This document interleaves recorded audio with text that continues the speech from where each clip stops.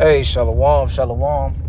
First off, we would like to give all honor, all the glory, and all the praise to Yahweh, Ba'ashem Yahushai, Ba'ashem HaKadosh. Double honor to the apostles and elders of Great Millstone, who rule well and teach well, whose labors we have entered into.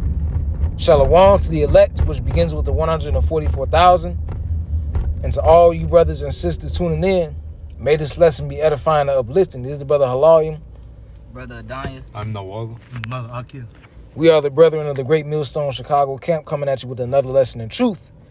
And this lesson is going to be about the topic concerning, all of these Israelites, or as you people in the world call, the so-called blacks, being found in the deep south, hung on trees. And, all of these mysterious killings, Jake being found hung, other Jakes being found dismembered, cut up in pieces and drowned. And the law enforcement down there in the South is ruling it all as suicide. And in this video that I'm about to play, this Jake, who's, justifiably frustrated at this, these wicked acts being committed, he's going to try to, see whether or not, it's possible for you to commit suicide and hang your own self on a tree, man. So I'm going to let this video play, interject with a few scriptures, and may this lesson be edifying to the ministry.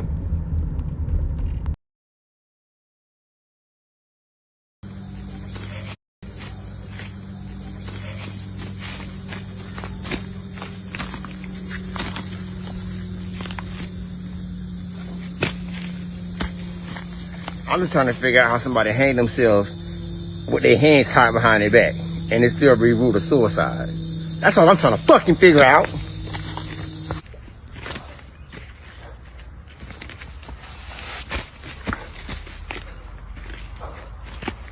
Oh, nothing. I'm just trying to figure out how a black man that was discharged from the hospital with a dislocated shoulder hangs himself 2 days later. That's all I'm trying to figure out. That's all I'm trying to figure out. Oh, nothing. I'm just trying to figure out, in the history of being black in any lifetime in all blackness, why would any black person hang themselves?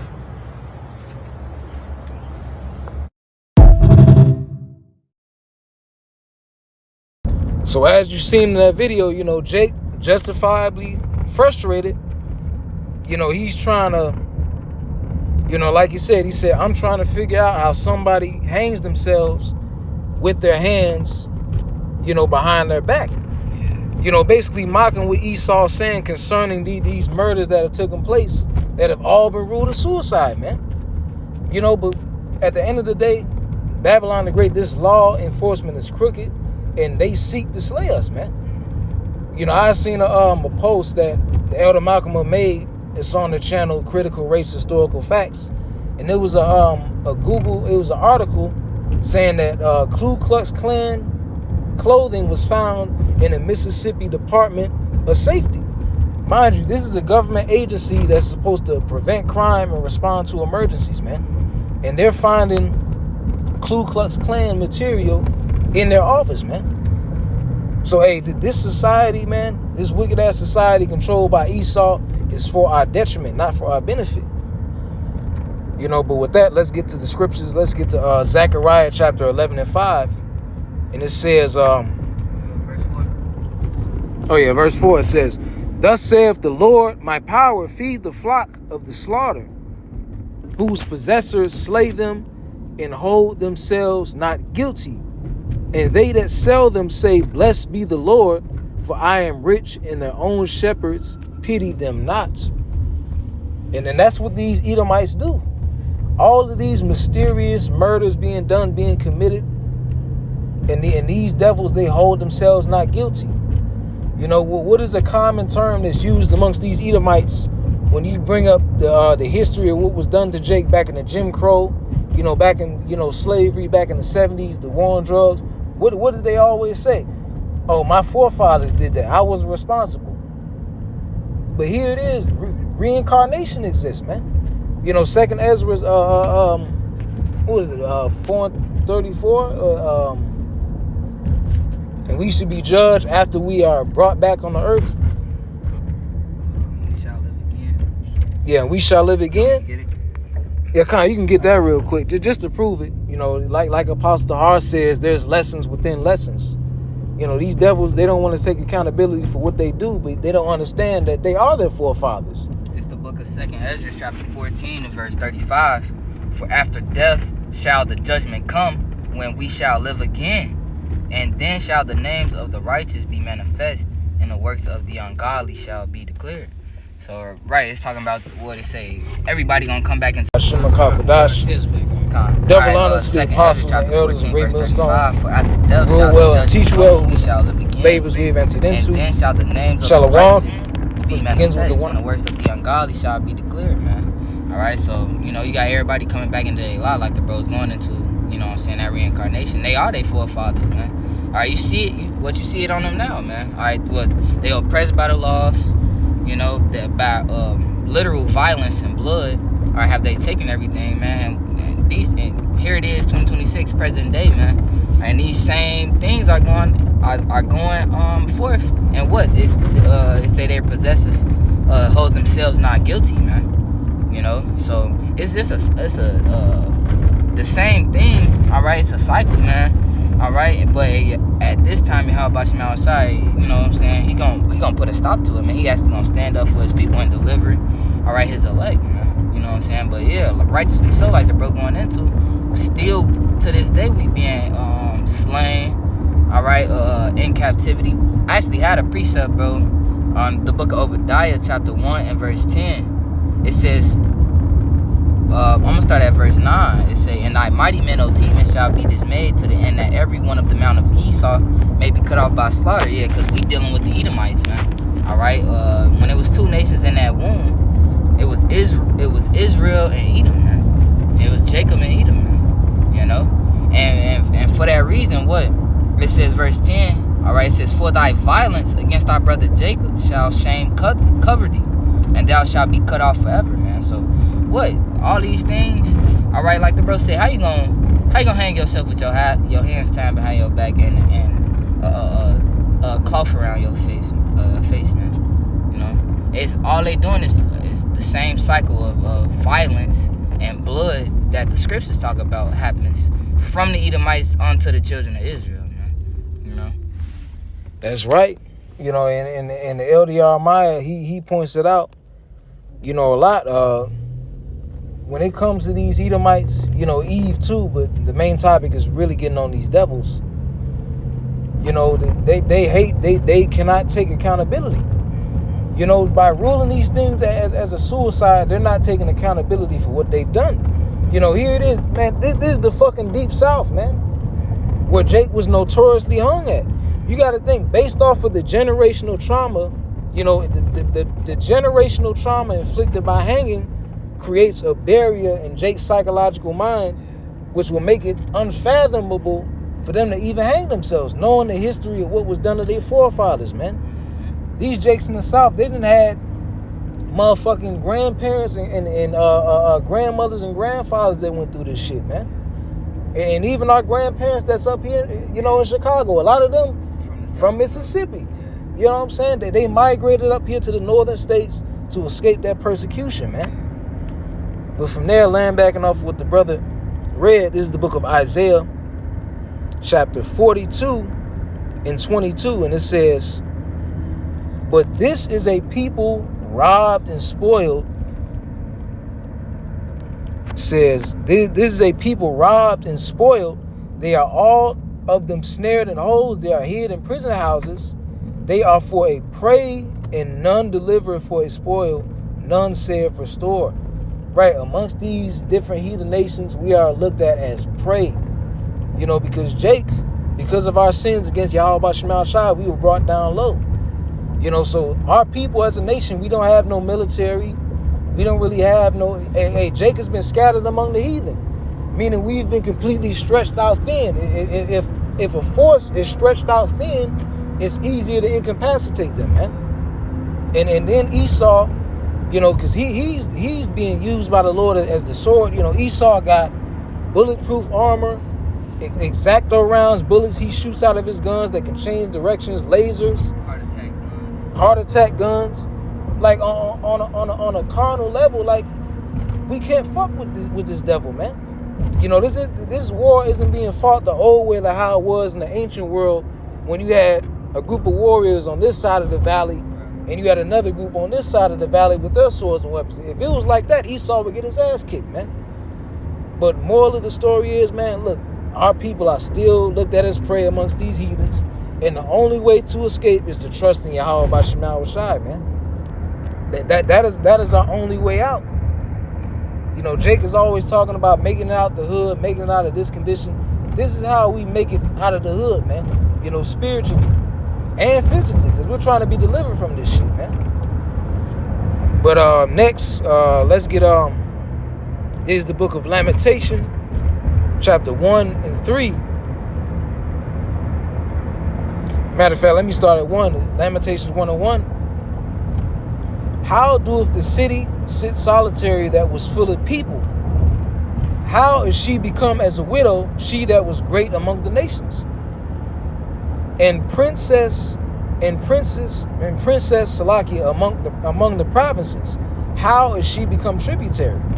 So that goes into how, you know, Jake's status as a nation, our status has deteriorated over the years. And why? Because of sin and transgression. That's why we're regarded as prey amongst these heathens. That's why we can be found, you know, cut up, you know, murdered, dismembered. And this crooked ass justice system labels it a fucking suicide, man. You know, verse 2. She weepeth sore in the night, and her tears are on her cheeks.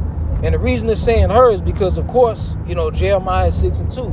Israel, you are regarded as a comely woman. You know, the bride of Yahweh Shai, spiritually. And Yahweh Shai being our bridegroom, which means what? Our hedge of protection. You know, the man is the head of the woman. And spiritually, we are that woman spiritually. And Yahweh Shai is our head. And above him, Yahweh. But in order for us to get to Yahweh, we got to serve the Son, the mediator, Yahweh Shai. But continuing on, among all her lovers, she have none to comfort her. All her friends have dealt treacherously with her. They are become her enemies. Judah, the head tribe of Israel, is gone into captivity because of affliction and because of great servitude. She dwelleth among the heathen. She findeth no rest. All her persecutors overtook her between the straits. The ways of Zion do mourn, because none come to the solemn feast. All her gates are desolate. Her priests sigh. Her virgins are afflicted, and she is in bitterness. Her adversaries are chief. Her enemies prosper, for the Lord hath afflicted her for the multitude of her transgressions. Her children are gone into captivity before the enemy. And unfortunately, that's the case that we're in, that we've been in for all these hundreds of years until this present day. But fortunately for us, you know, we're coming into the time where the Lord is bringing us up out of that, man. And it starts with the elect. Those who are serving Yahweh by Shema Shai, making their voices known in the streets, sighing and crying for all the wickedness and the abominations that have exceedingly polluted the earth, as it said in 2 Ezra 15, man. Let's see, from there is the book of Psalms, chapter 10, in verse, let's see,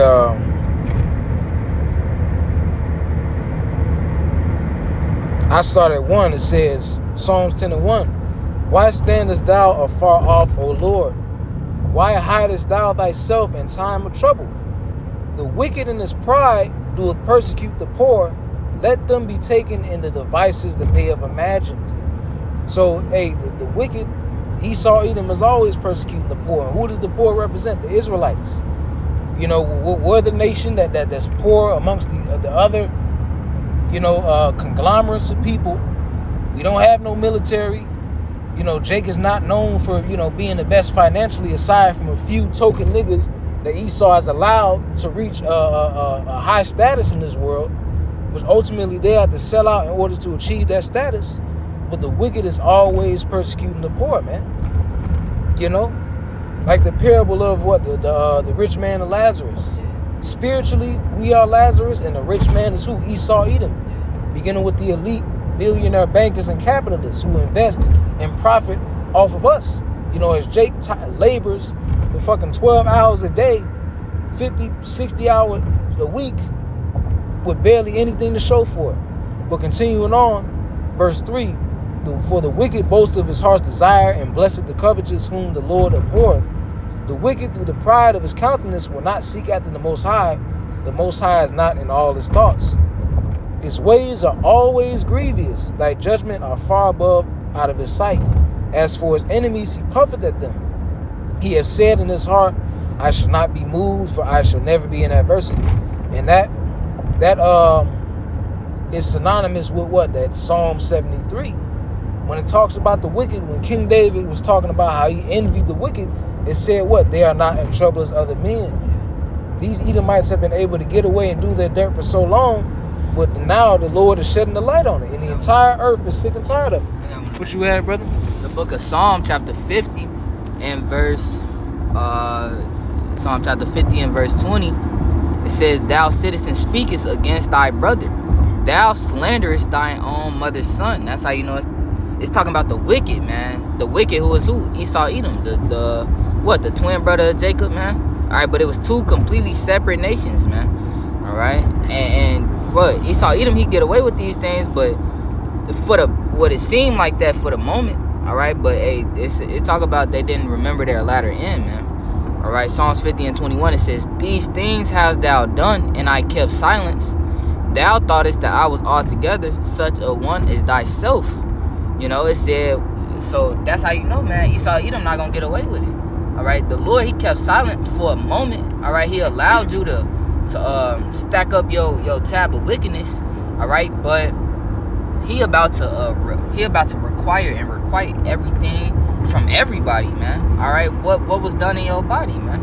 All right, what are the things that you do? All right, what are your actions showing forth, man? All right, for Esau, Edom is just wickedness, man. The border of wickedness, within and without, is wickedness, man. It says, but I will reprove thee and set them in order before thine eyes. So the Lord, he about to check Esau. He's about to check Esau and all the other nations exactly how he checked us, man. All right, because Yahweh Shai, he's the one that reigneth in the kingdom of man, you know. That's right. And now we see the light being shed upon Esau, Edom's wickedness for all that he's done. You know, the nations, hey, look at what's going on in Iran, man. You know, that they got posters of Trump and, you know, in a coffin, man. They want to kill this man. All the nations of the earth are sick and tired of Esau. They're sick and tired of the wicked oppressing them. And eventually, the Lord is going to require, you know, your blood for what you've done, like the brother said. So I ended off with this. You know, we've almost reached our destination. You know, the little short in translation. This is Luke chapter 8 and verse 17. For nothing is secret that shall not be made manifest, neither anything hid that shall not be known and come abroad. That's right, man. You know, you can claim that a Jake that was found, you know, drowned in a pool or hung with his hands tied behind his back, you can proclaim to the world that it was a suicide and that there was no foul play involved. But ultimately, as the scripture says, the eyes of the Lord are upon all men, and he beholdeth the most secret parts, man.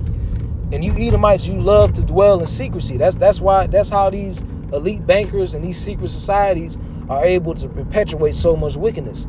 But the Lord is shedding the light on you motherfuckers for the entire world to see. And everybody is looking at you like the disgusting bastard that you are, man. And eventually everybody gonna pounce on you. And Yahweh Shai and us, his people, Yasha Allah, we gonna get the biggest piece of the pie, man. You know, we got a bone to pick with you motherfuckers. This is about to be the biggest get back of all get backs, man. And like the Elder Malcolm says, in the movie industry and in general, the best stories are the ones about revenge, man. So we hope this in transit was edifying. And with that, we want to give all honor, all glory, and all praise to Yahweh, Ba'ashim, Yahweh Shai, Ba'ashim, and Chakwadash. Double honors to the apostles and elders of Great Millstone who rule well and teach well. Kwam Yasha Allah. Wa Abba Ball.